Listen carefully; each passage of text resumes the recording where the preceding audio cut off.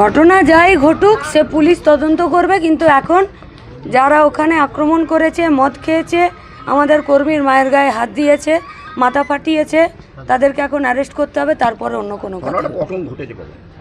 ও সব পুলিশ দেখবে।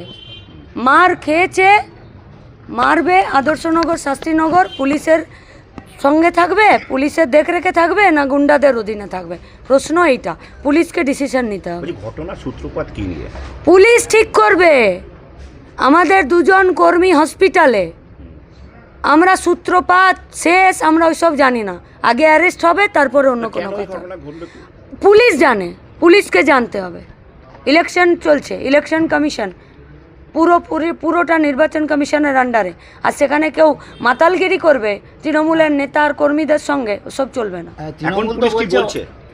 Police arrest করবে, বাকি পুলিশ কি বলছে আমরা শুনতেও চাই না, জানতেও চাই না। তৃণমূল তো দাবি করছে যে এটা একটা অরাজনৈতিক ঘটনা।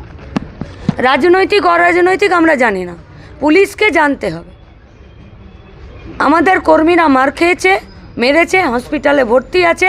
যারা মাতাল, যারা এলাকাকে ডিস্টার্ব করছে, তাদেরকে ধরতে হবে। আপনারা কি বিক্ষোভ করছেন, কতক্ষণ থাকবেন এখানে? আপনাদের একদম ফাইনাল কোয়েশ্চেন, পুলিশকে জিজ্ঞেস করুন না যে কখন ধরবে মাতালগুলোকে। কতক্ষণ এখানেই থাকবেন? আগে পুলিশকে জিজ্ঞেস করুন না। পুলিশ কাজ করবে না আর এখানে সবাই ঘেরাও করে বসে থাকবে। আপনারা পুলিশকে জিজ্ঞেস করুন না যে কখন ধরবে, কি কেস দেবে, কখন কি হবে। ওরা এখান থেকে আরজিকর পৌঁছে গেল, আর পুলিশ এখান থেকে শাস্ত্রীনগর যেতে পারছে না। ক্যামেরাটা বুমটা এদিক থেকে না করে ওই দিকে নিয়ে